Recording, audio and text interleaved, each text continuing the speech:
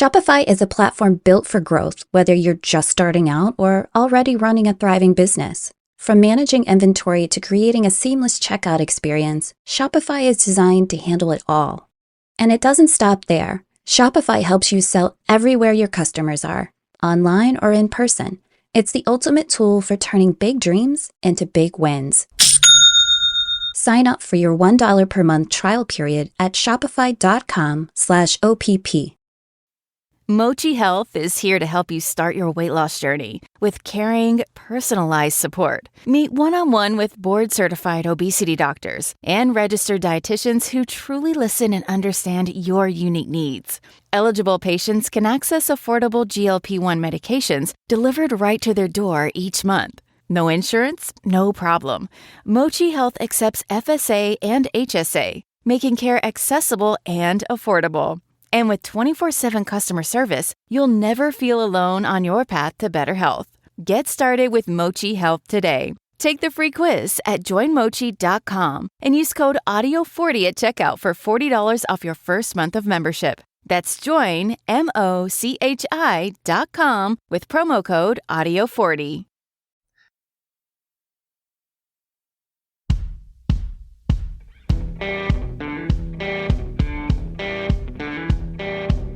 I'm Brett.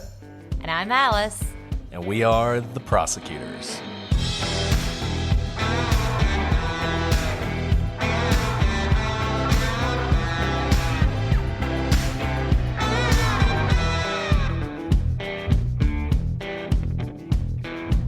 Today on the Prosecutors, we explore one of the sea's most enduring mysteries. What happened to the Mary Celeste?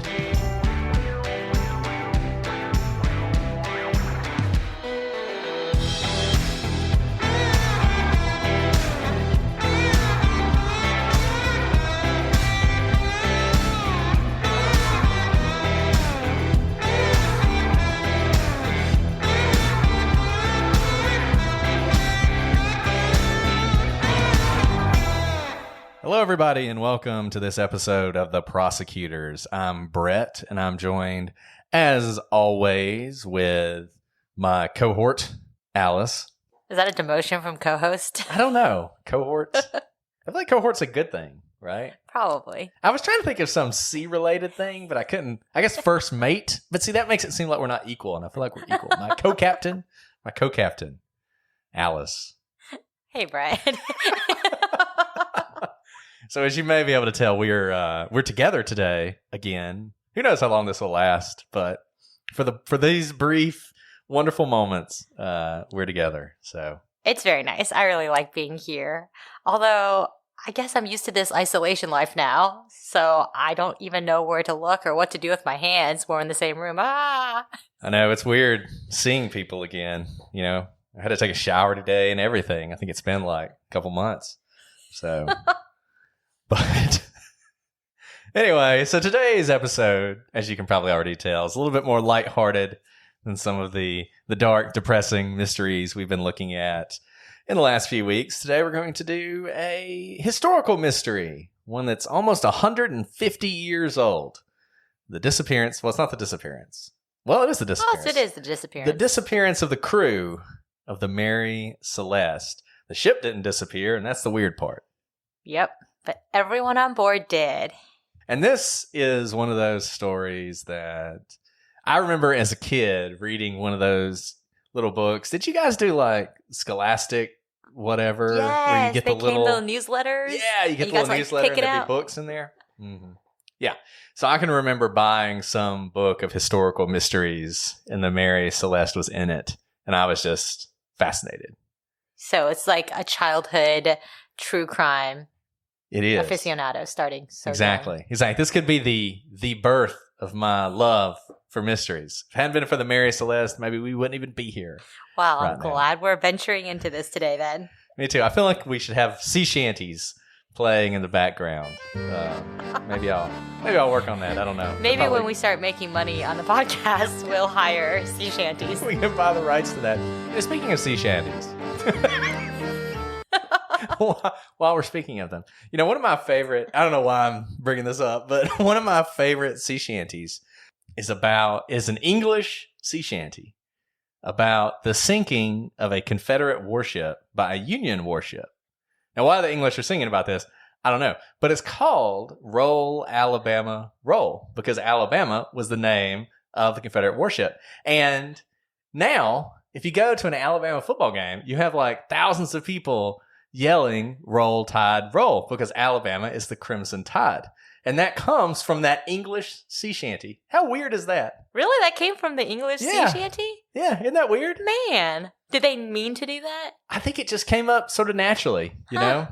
And another thing about that, so the Alabama, which was a Confederate privateer, so basically like a pirate ship, was built in England and crewed by Englishmen, so like people from Liverpool, right? And so after the war, the Union, or the United States at that point, I guess it was always the United States, but anyways, sued England because of all the losses that they had suffered from the Alabama, and basically said, look, this was not a Confederate ship, this was a British ship. You guys just sank all our ships. And got a bunch of money from England, which they then turned around and used to buy Alaska. How do you know all this? I don't know. So are you saying that England bought Alaska for the United States? Exactly. Thanks, Exactly. England. Yeah. Really, thank you, England. I think you guys are one of our And most we love listened to Alaska. cities. Yeah. Well, I do love Alaska, but I had no idea it was a gift from England. Well, I mean, it wasn't really a gift from England. A but it forced sort of gift. was. A forced gift. And somebody's going to write in and tell me that that's all like apocryphal and that's not what happened, but that's fine. Anyways, so yeah, so we're talking about a lost ship today. Well, the ship wasn't lost, but the crew was. And this is a famous story. It happened in 1872, so we're going way back. We'll just tell you the story in case you don't know. I have as the synopsis for this story: a ship vanishes and a legend is born. I think that's very beautiful. evocative. It's absolutely beautiful. So let's start from the beginning. On December 4th, 1872, the ghost ship Mary Celeste was discovered sailing near the Azores Islands, unharmed and with her cargo intact, but without any crew. The abandonment of the Mary Celeste and the fate of her crew remains one of history's greatest maritime mysteries. The Mary Celeste had left New York City, New York, about a month earlier, and the ship carried a cargo of industrial alcohol and was headed to Genoa, Italy. It had a crew of 8, plus the captain's wife and son were also on board. And we should say, because this is going to become important soon, that you can't drink industrial alcohol. It's very bad for you. Says our expert drinker.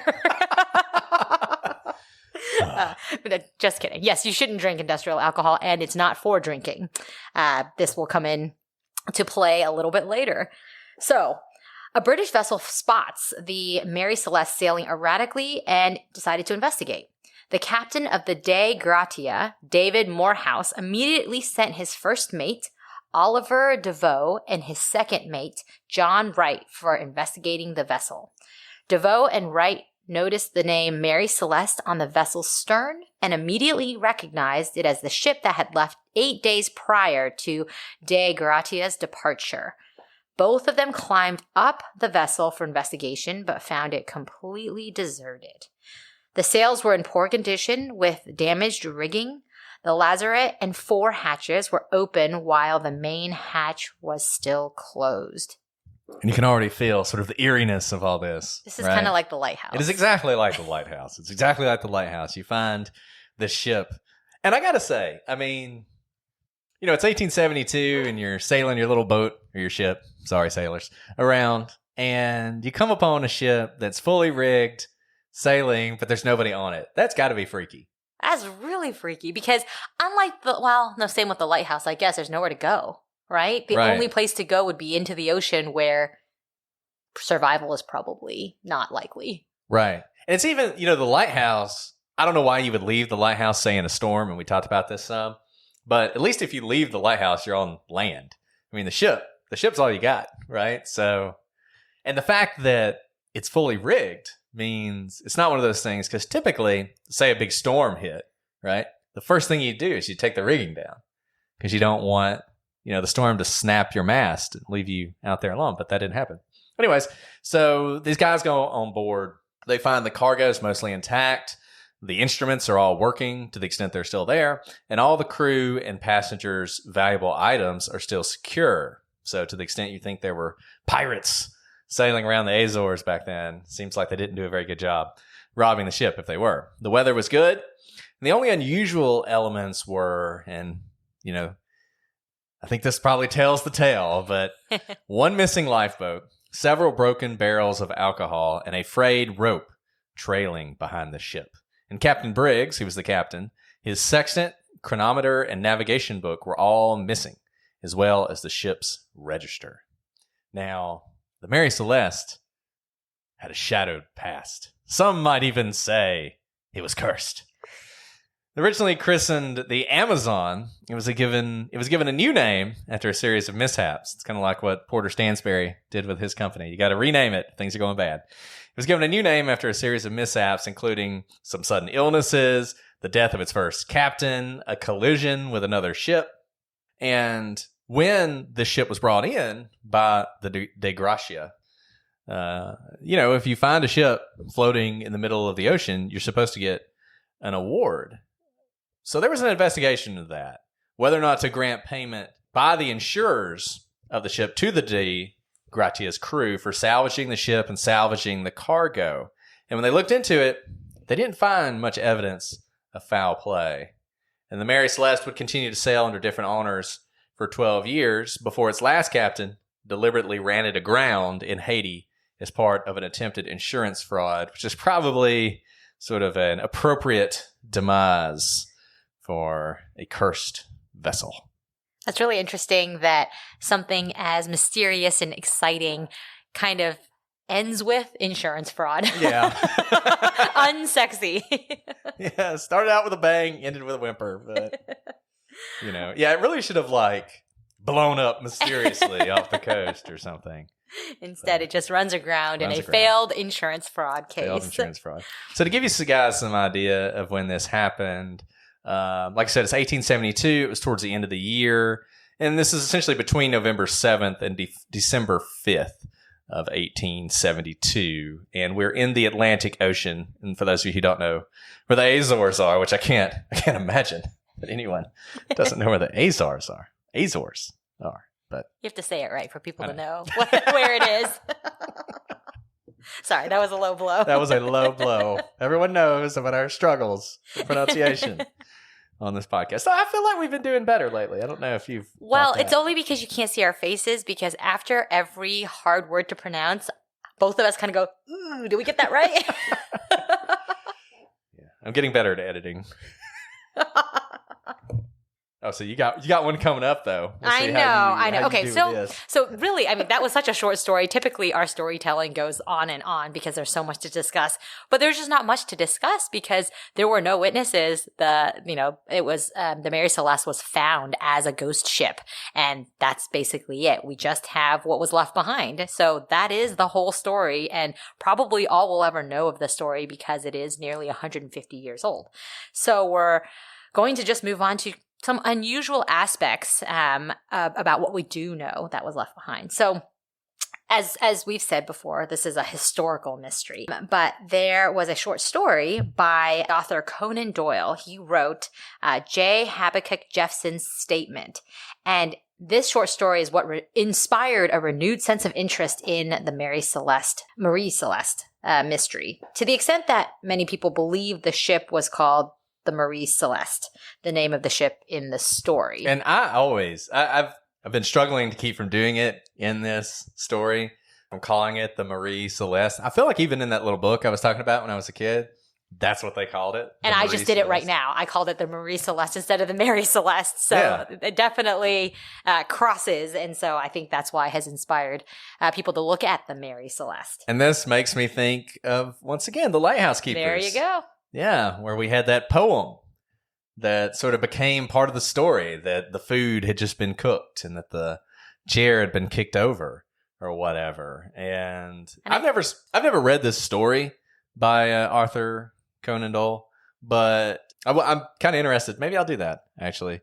Check it out and see what it says. But it's certainly one of the reasons that this story has become so famous. And there's a handful of ghost ship stories, and I think there's something so evocative about them, and they really tap into something in the human psyche. This notion of, this unsolved mystery, the ship sailing by itself. I mean, I don't know. I love this story. I know I've made that clear, but I love that story. No, the ghost ship. I mean, there are Disney rides after the Pirates of the Caribbean. It's just mysterious, and you can imagine this like fantastical world of pirates and the mystical. And you got to remember, number one, sailing ships were absolutely critical back then for everything. Didn't have jetliners, so if you're gonna ship stuff or people across the ocean, they had to do it in a ship. And if you just think about all the people who have been on ships that have sank throughout history, it's sort of crazy to think about it. Shipwrecks were pretty common. So I think back then this would have been something that really grabbed hold of people.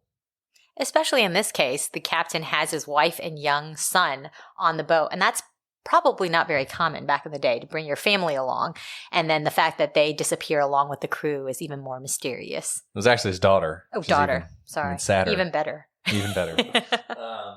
Yeah, and I've always heard that it's bad luck to have women on the ship. Women. Always true. Blame it on the women. That is just because men write history and they say it's the women. It's the witches. And you got to get the women across the ocean somehow, so I don't know.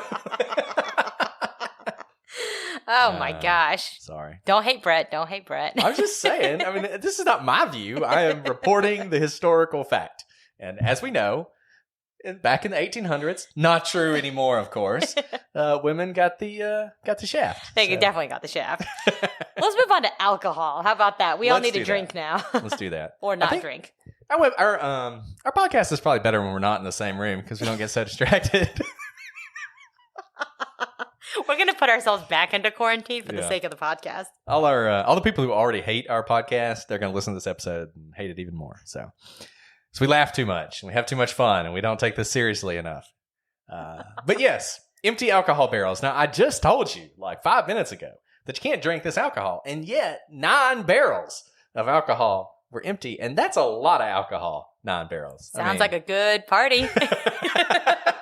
Yeah, and I got to think these are those big, like 55-gallon. Like, I think I could fit into a barrel. You might even fit into a barrel. Oh, look, there's some great, talking about mysteries of the sea, there's great stories about, they come upon this abandoned ship, and there's all this cargo, and they discover that it's wine, and so they decide to take the cargo back to their ship and drink the wine and have a party, and they drink all the wine, and then when they open the barrel, there's a body inside. Gross. They realize that the wine was being used to preserve the body until it got back to land. So yeah, you definitely could fit a body in there, and that's like I said, that's a lot of alcohol. And as Alice said, that is quite the party. I don't know why at the end of that party you would have violence, but this was denatured alcohol. It's not the kind you can drink, and if the crew drank 9 barrels of it, they'd all be dead. They wouldn't be mutinying. They'd be dead. So to the extent people think there was some sort of riotous, drunken mutiny, there might have been, but it wasn't because they drank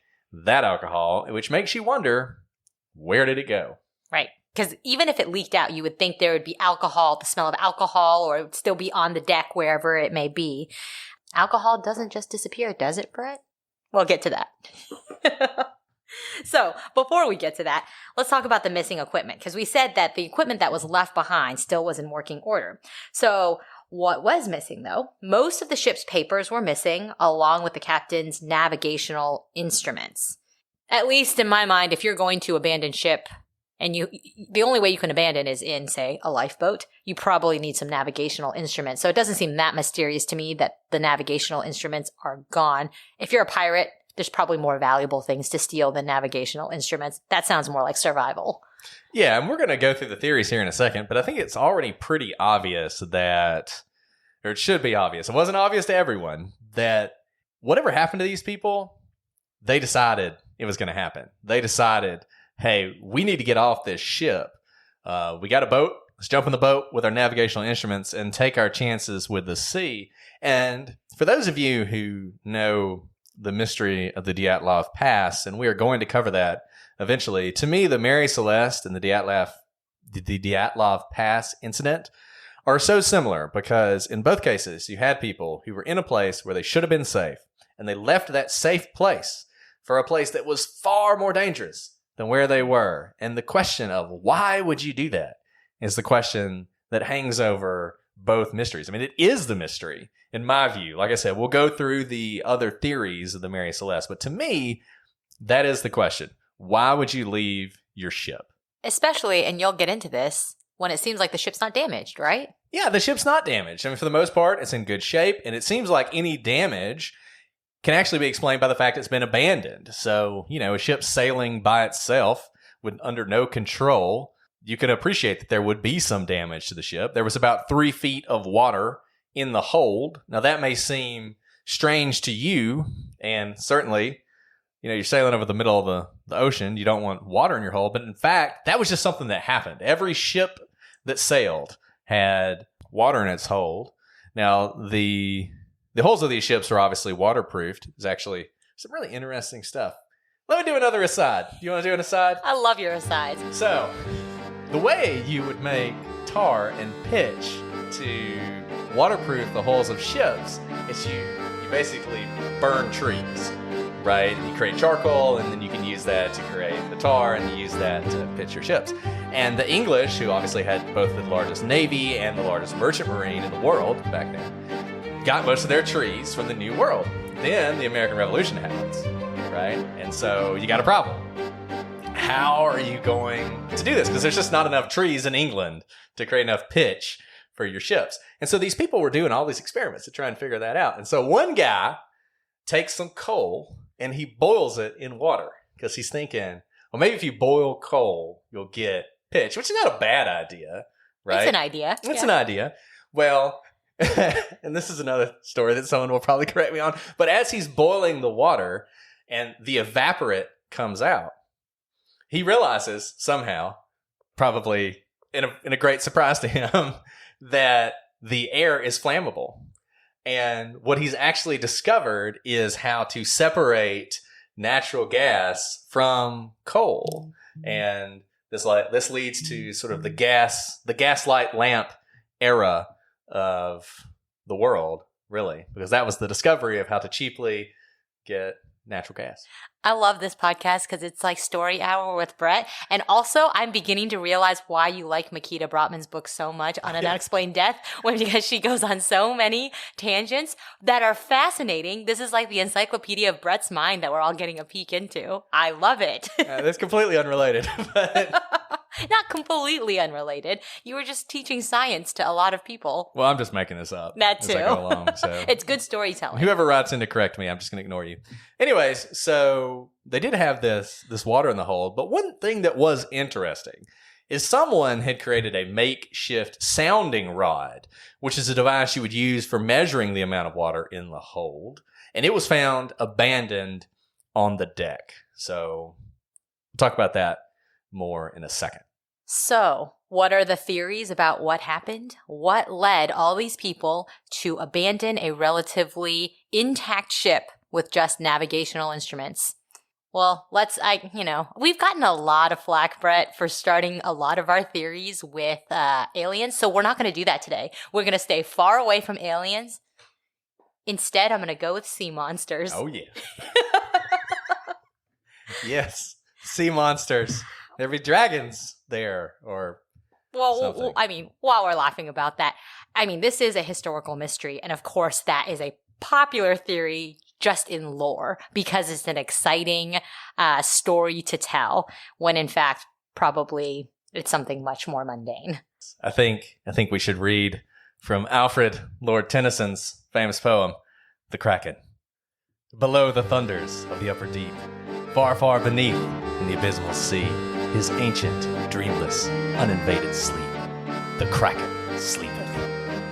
But he wasn't sleeping that day, because that day he rose up from the depths to strike at the Mary Celeste, and the terrified crew fled, thinking that if they gave the ship to the creature, he would leave them alone. But they met their death when he turned their little boat into a snack, because what he really wanted was them. And look, can anyone really say that that's not what happened? No. This is kind of like a lot of our fans or maybe unfans who tell us that anything is possible. So we're giving this to you. Anything's possible. There is no evidence against sea monsters. There's no evidence against sea monsters. The boat's missing. There's no video proving the sea monster didn't happen. There are no eyewitnesses, so therefore, I think that's probably what happened. That's probably what happened. But if it didn't happen, what We'll could have happened? We could talk about some other possibilities, though. I mean, we're just wasting your time at this point. You probably can turn off the podcast. But another popular theory, and actually a theory that was really popular at the time, was mutiny. Now, look, there's no sign of violence on the ship, and all the crew members' things were still aboard.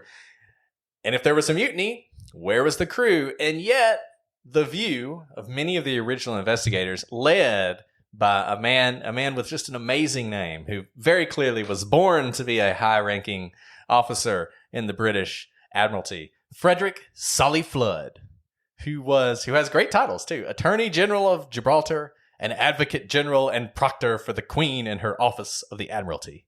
I feel like no matter what I accomplish in life, I will never have titles as awesome as that. It would be really hard to fit all that on a business card, though. Oh, seriously. It'd be like, you know how in Game of Thrones, whenever Daenerys goes anywhere, it takes like 15 minutes for them to announce her?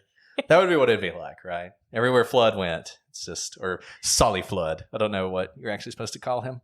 But in any event, he was convinced that a crime had been committed either by the crew of the Mary Celeste or by the crew of the De Gracia. And we'll get into that a little bit more later, but let's just talk about the crew. Let's talk about this mutiny question. Here's the thing that never made sense to me. If you're familiar with the most famous mutiny of all, the Mutiny on the Bounty, when the mutiny on the Bounty happened and Captain Bligh was removed from command, right? The mutineers, they didn't get in the little boat. They kept the ship, right? Because that's what you do. You usually want the prize. Yeah, exactly. They put Blythe on the boat. And actually, one of the things nobody really talks about is then he conducted one of the greatest feats of seamanship ever, where he piloted their little boat like 1,000 miles across open ocean to reach a port and then report the mutiny on the Bounty. Whereas the people who mutinied, they actually they had to find like a little island, and they found a place called Pitcairn Island or something like that. Something like that. If you Googled most isolated people in the world, the descendants of the Mutiny on the Bounty who live on this island is one of those. They're little Pitcairn Island. That's what it's called, Pitcairn Island. And basically they landed, they made friends with the natives, depending on who you ask. They kind of enslaved the natives, whatever. Intermarried with the natives, raised their families there, and that community is there to this day.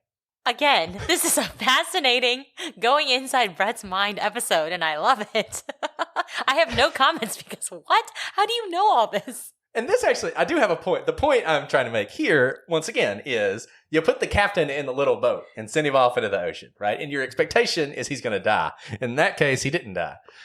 You wouldn't, as was speculated here, get rid of the captain and then put yourself in the little boat and take off. You just wouldn't do that. I don't even understand why you would do that. Right. The prize is left behind. What you want is the ship. The ship is still there. Crew are gone, though. Right. And if you were going to get in a little boat, you do it much closer to land than they did. So the mutiny thing, I don't buy it at all. Again, sexy theory, but I don't think any of the evidence points to it. And the lack of violence, too. Typically, mutinies are violent, or at least some force is exerted. They're really, except for the missing alcohol, that's undrinkable. There's really no sign of violence. So, to an even sexier theory, insurance fraud. So, little foreshadowing of the eventual fate of the Mary Celeste. So, that wonderful investigator, Solly Flood, also considered insurance fraud on the part of the owners of the ship, who were not on the boat at the time, James H. Winchester. And the reason is the Mary Celeste had been heavily overinsured. First of all, I don't know if it was heavily insured because clearly it had a lot of mishaps before this most recent mishap. So maybe it was perfectly insured. I don't know what insurance company is putting out this policy, but they must have had pretty... They thought highly of the Mary Celeste. Right. They had not looked into its history. And so Solly Flood thought maybe the incident had been planned in order for the owner of the ship to collect on the insurance. But like the other theories, this theory went nowhere, and no inquiry was instituted by the insurance companies that issued the policies. And you would think if anybody had a reason to push the insurance fraud theory, it would have been those companies. So I think we can feel pretty safe that this was not some sort of planned disaster. And, one would wonder what the captain and his family thought about this, and the crew. I'm not sure how they got rid of those people. I guess they went off to live on some island somewhere with their ill-gotten gains or whatnot. But so the other theory, also sexy, this actually is a sexy theory, is pirates.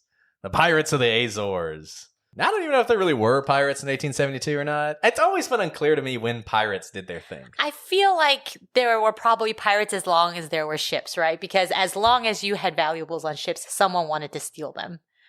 Whether they were called pirates or not, I'm not sure. I mean, I know that we had the Pirates of the Caribbean, which I assume actually existed outside of Disney, and you had the Barbary pirates, but yeah, I don't know. I don't know if there were still pirates in 1872 or not. But if there were, maybe they came after the Mary Celeste. The problem is, once again, no evidence of violence. It's not like the deck is covered in blood, and more importantly, no valuables were taken. So if they were pirates, they were a very strange kind of pirate who attacked a ship, killed everybody on it, and then just left it to create a mystery for all time. Murderous pirates that were actually not covetous of valuables. Right. They were just in it for the murder, not for the gold.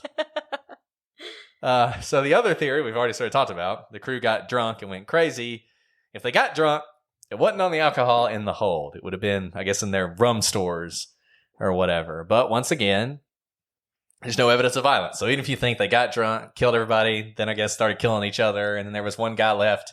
Suicide pact. Yeah, he decided, I'm going to throw all the bodies in the ocean, and then I'm going to commit suicide. Even if that's your very bizarre theory, there's no evidence that that's what happened. So what if the pirates were hiding in plain sight? What if, in fact, it was the crew of the De Gratia, the boat that found the Mary Celeste, who committed this crime? So the crew of the salvage ship could have taken the vessel, killed the crew, covered it up for some sort of, again, insurance fraud to collect on it. But a 4-month investigation revealed no evidence of such, and the De Gratia's captain, David Morehouse, was actually friends with the captain of the Mary Celeste. Before their two ships had taken off, they'd had dinner together, I think just the night before the Mary Celeste took off. So, nevertheless, the salvagers were paid just a mere 1/6 of the value of the ship, indicating that the authorities may have had their doubts about the De Gratia's crew's involvement. And I think this is Solly Flood raising his head once again, who just couldn't believe that there wasn't some sort of violence or criminal activity involved here. And it was actually pretty controversial at the time because everybody who sailed the seas wants to see the De Gratia get as much salvage fee as possible, right? It's good for them in the future when they find an abandoned ship. And yet they were given this very small amount of money for something that, is pretty difficult. Split your crew up, put one crew on the ship, sail it back to port. I mean, that's not an easy thing to do. But look, same thing, same problems we had before. No signs of violence.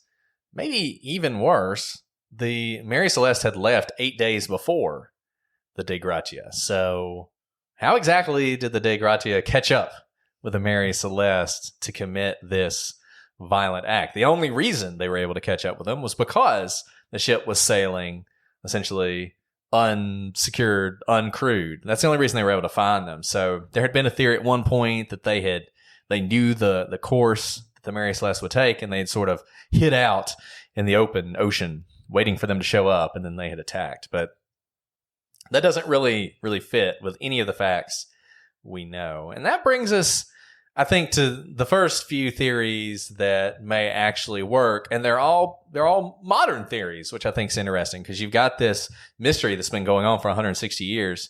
And you've got these theories that are actually pretty interesting. And the first one was proposed by Anne McGregor, who is a researcher who's done a lot of research into the Mary Celeste. And she looks at that question that I was talking about earlier, the why. Why would you do this? Why would you abandon a perfectly good ship, get into a small boat, and take your chances with the sea? And her theory is that the captain and the crew did not believe they were abandoning a perfectly good ship. They thought they were abandoning a ship that was off course and that was quickly taking on water. And she has used a variety of modern methods and research to sort of reconstruct the drift of the Mary Celeste. And based on that, she has decided that whatever chronometer the captain was using was defective. And because it was defective, he was hopelessly off course. And this was a huge problem during the age of sail. There was a book written called Latitude, I think. Longitude? It was one of them. One of those. If you look up both, you'll find the book. But essentially, the British were having so much trouble figuring out where they were on the ocean that there was this huge contest to discover a way that you could have accurate, I'm going to go with longitude, but it may be latitude. Actually, I'm going to go with latitude. That you could have, which, I don't know, whatever.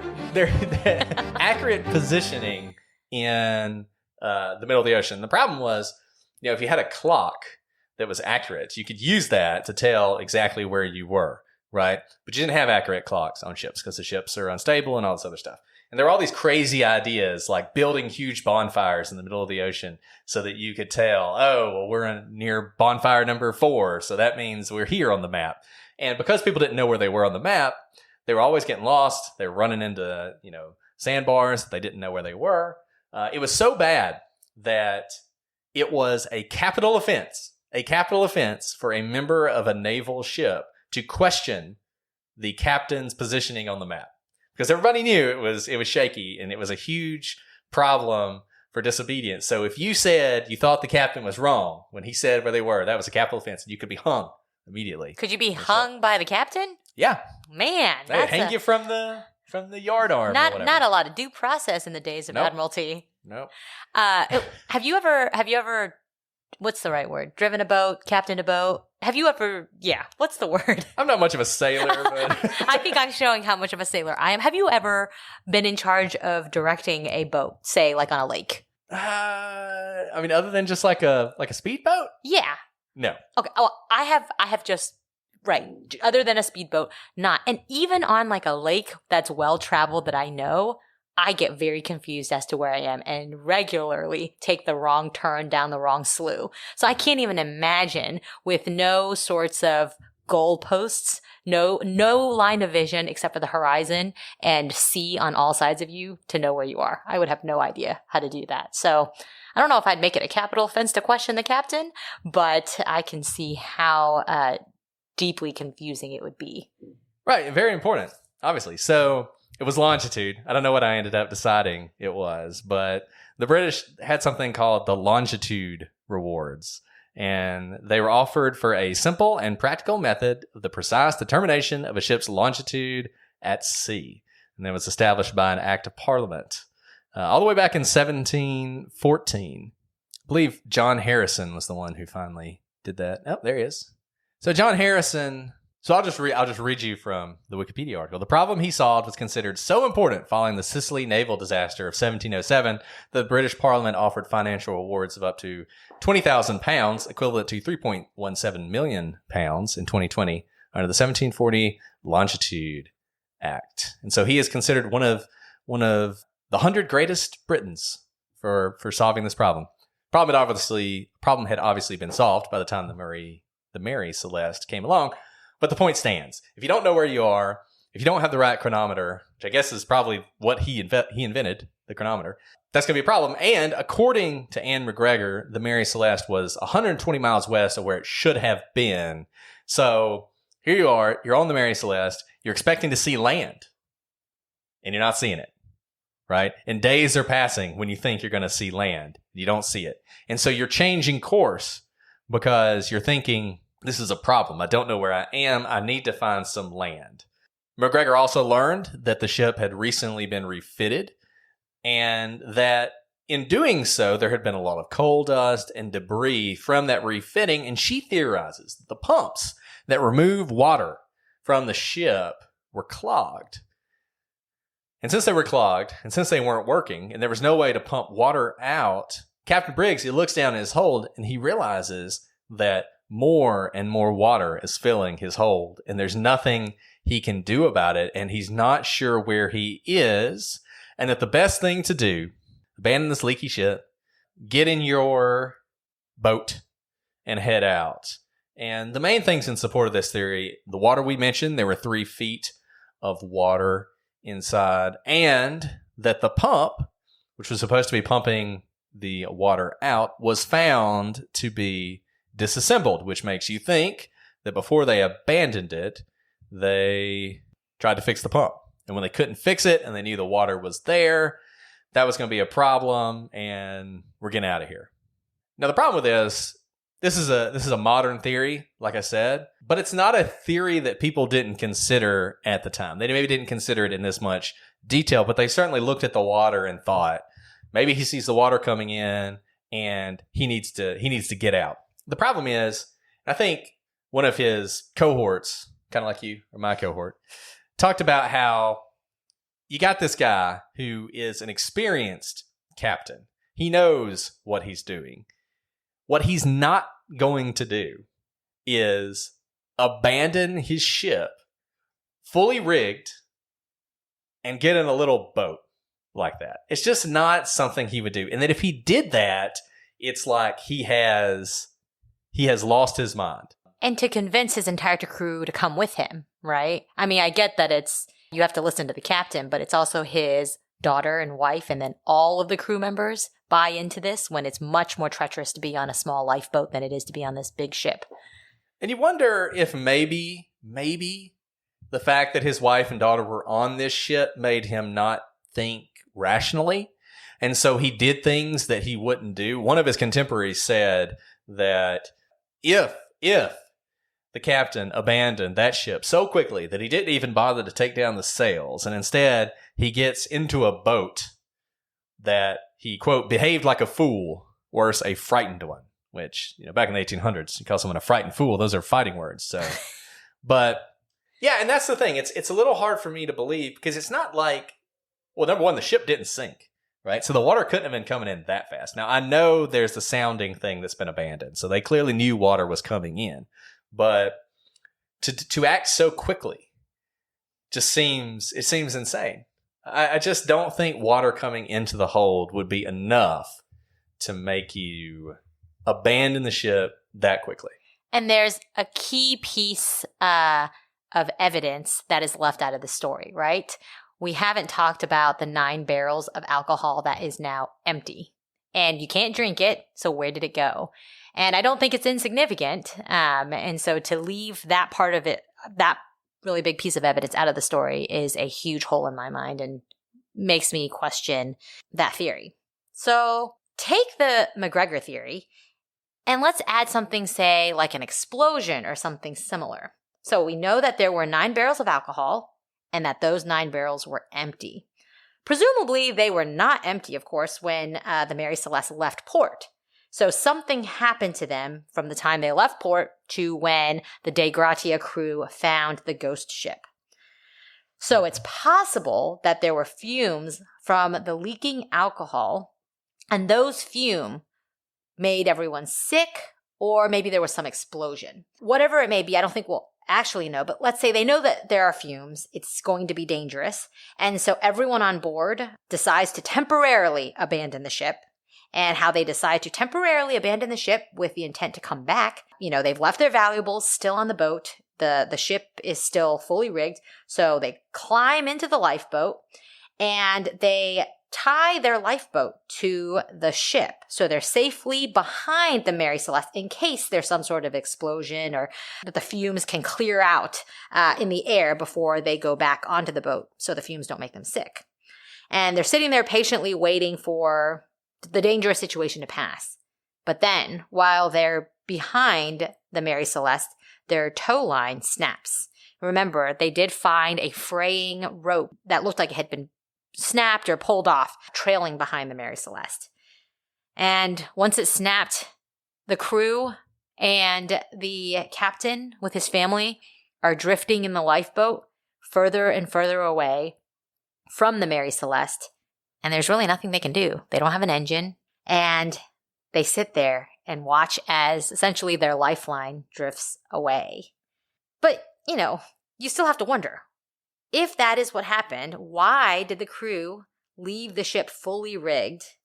And why not take the rigs down so that the rig doesn't get damaged? Why not prepare the ship for them to leave? But I guess if they were acting quickly, say they thought that the fumes were going to catch fire, you don't have time to really prepare. You want to get off that boat in case there was going to be an explosion. Although I kind of question if there were an explosion, how safe you'd be towing close behind it.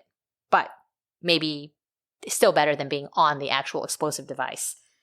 So to test this theory of whether time was of the essence and whether an explosion were even possible, a researcher at the University College of London, Dr. Andrea Sella, in the chemistry department, built a replica of the hold of the Mary Celeste. So again, this is a modern day theory with modern day testing. And Dr. Sella used butane gas and he simulated an explosion caused by alcohol leaking from the ship's cargo. Now, instead of using wooden barrels like the ones that were on the Mary Celeste, he used cubes of paper. And he sets the gas on fire, which does cause a huge blast, as he would expect.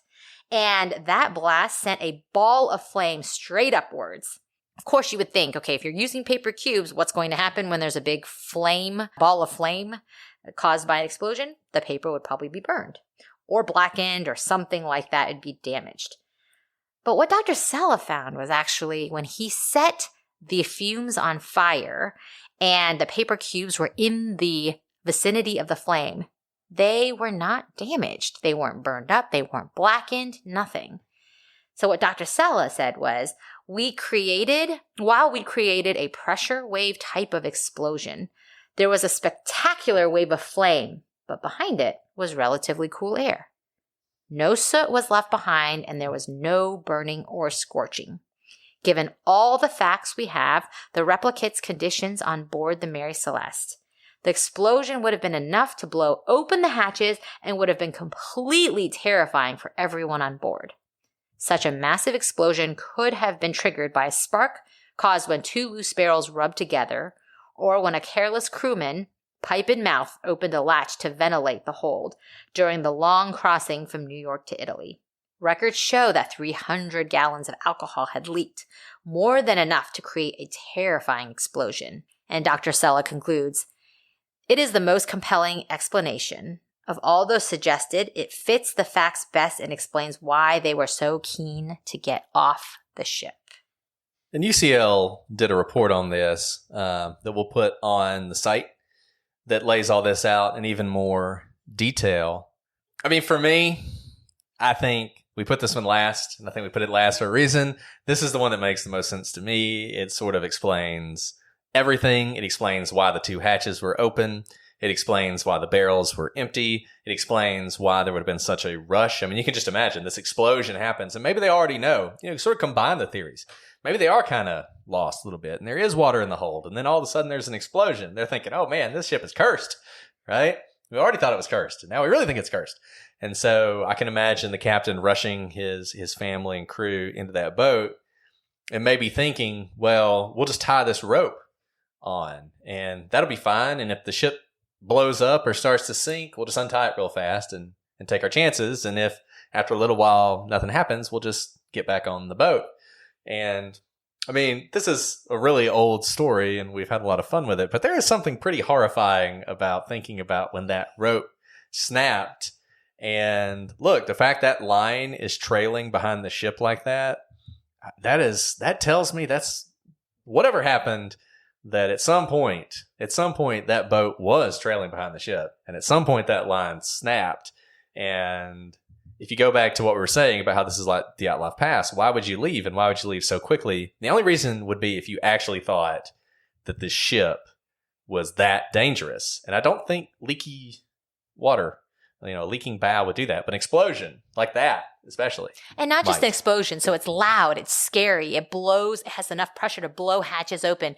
But based on Dr. Sella's experiment, there was a massive ball of flame that went straight upwards. So they don't know that things haven't caught on fire. They know there are 9 barrels of alcohol on board. They don't know if all 9 barrels have been dissipated within that explosion. So maybe they saw that ball of flame thinking, oh my goodness, it's all going to catch on fire and burn. Let's get off. We'll try to figure out how to, put out the fire if we're far away at a distance that is safe. If you've ever been around like a loud sound or something, not knowing the depth of the injury to the boat, maybe just try and get off to be safe. And I think going back to this, if his wife and daughter hadn't been on the ship, I wonder what his reaction would have been. I don't think it necessarily in that case would have been to abandon it. In that case, he probably would have been more worried about the ship and worried about the cargo, and he and the crew would probably have tried to salvage it. But I think with his wife and daughter, he's thinking, I have to save them at all costs. Forget the ship. Like you said, that's one explosion. The next one's going to blow the whole thing apart, right? So yeah, I think that's the most likely explanation. Are we ever going to know? Of course not.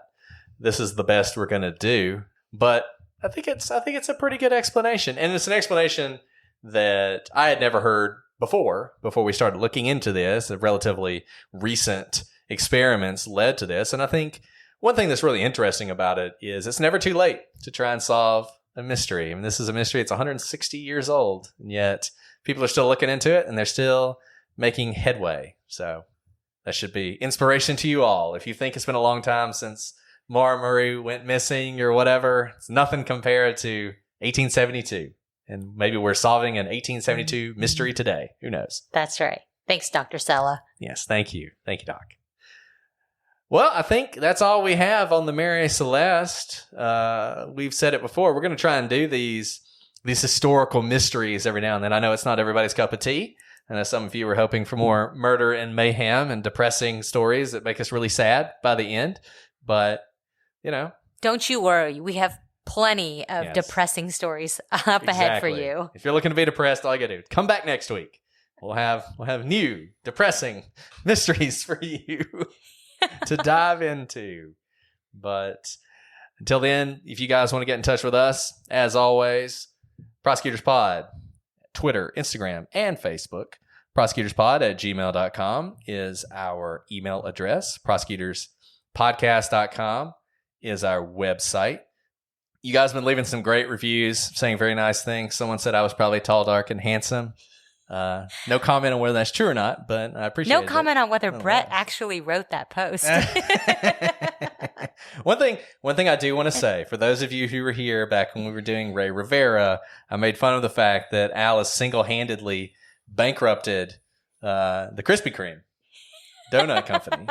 And we had someone someone defended my honor, and I appreciate this. Someone defended your honor. Let me see. I believe it was on Instagram. And I stand by that, by the way. I really have gotten dozens of free Krispy Kreme donuts in my life. Oh, and let me just tell you, she's not let up on this. She's been talking about it nonstop. And every time somebody attempts to confirm her statement, she sends it to me. But this person seems to have definitively solved the mystery. So we're all about solving mysteries here. So I'm going to read you this email from Amanda. Thank you, Amanda, for reaching out on Instagram. She says, I'm loving your show and the fresh perspective you bring to these familiar cases. Wanted to let Alice know that Krispy Kreme gives away donuts when the hot sign is lit. That means they have fresh, hot glazed donuts, and they'll give you one for free. So presumably Alice just always walked by the Krispy Kreme at the perfect time and got free donuts, and I have just never been that lucky. Or they saw me coming, turned on the hot sign, but there's our favorite customer. There you go. Who's not a customer. They weren't talking about the donuts when they saw you walking by. Now who's tall, dark, and handsome?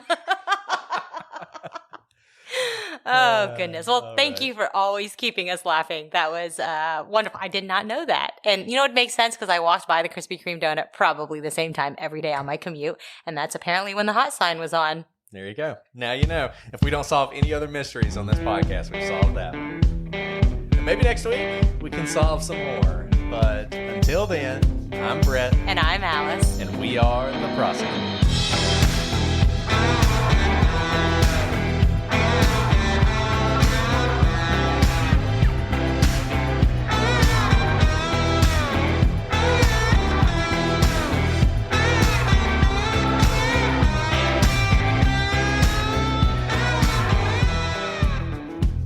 It's like Julius Caesar, not Caesar.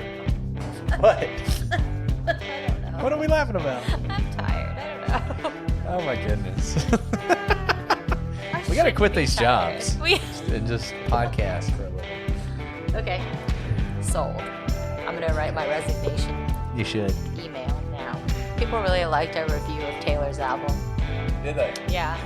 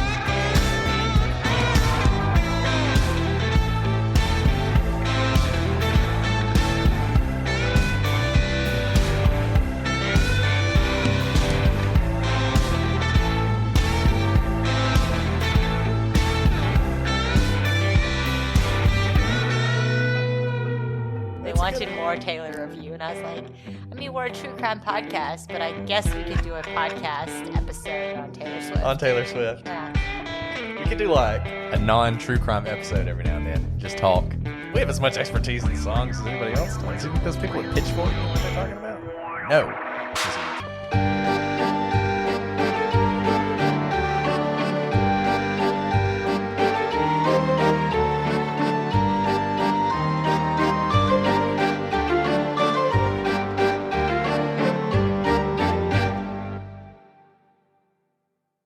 Are you feeling stuck in your career or lacking employment at the moment? Experiencing symptoms of job dissatisfaction? You might be suffering from a common condition known as career stagnation. But don't worry, there's a solution. Monster.com. Monster.com offers a comprehensive suite of career-boosting tools designed just for you. Our free resume review and AI interview prep tool will help you stand out from the crowd. Need more guidance? Dive into our career advice articles for expert tips and insights. And don't forget to check out our salary tools to ensure you're getting paid what you're worth. Side effects may include a new job, increased confidence, and a brighter future. Consult Monster.com today and take the first step towards your new career. Ready for your next job opportunity? Visit Monster.com now.